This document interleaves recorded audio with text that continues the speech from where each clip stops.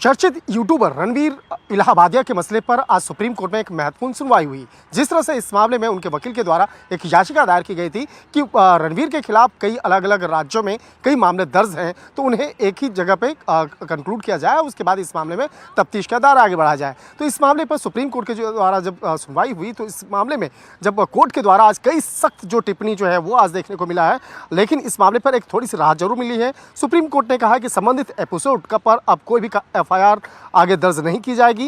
याचिकाकर्ता को यह छूट है कि महाराष्ट्र और असम पुलिस को वह धमकी देने और मिलने के मामले पर जांच के दौरान में सुरक्षा की मांग कर सकता है। राजस्थान के जयपुर में भी जो एफआईआर दर्ज है उस पर भी समान आदेश होगा।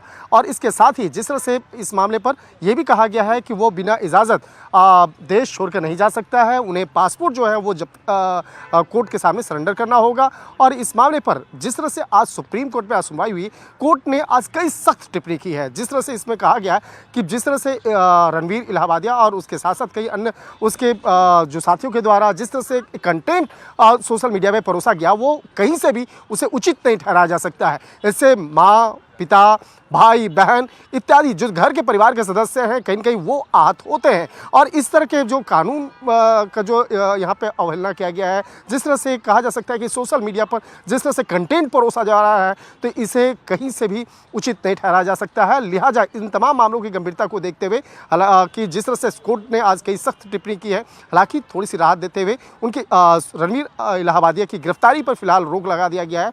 और इस मामले पर कुछ राज्यों को भी बाकायदा समन्स भेजा गया है, जिसमें कि उसे पूछा गया है कि जहाँ जहाँ रणवीर के खिलाफ जो मामले रजिस्टर्ड हुए हैं, तो उससे बाकायदा इस मामले पर उनका जवाब भी मांगा गया है। निश्चित तौर पर देखना लाजमी होगा तो जब इस मामले पर आगे की सुनवाई होगी तो किस तरह से कोर्ट इस मामले पर सुनवाई करती है। निश्चित तौर पर कह सकते हैं आज रणवीर इलाहाबादिया को कोर्ट से थोड़ी राहत जरूर मिली है, लेकिन जिस तरह से कोर्ट के द्वारा एक सख्त टिप्पणी की गई है, निश्चित तौर पर कह सकते हैं आने वाले दिनों में इस मामले पर जो सुनवाई होगी वो बेहद महत्वपूर्ण होगी।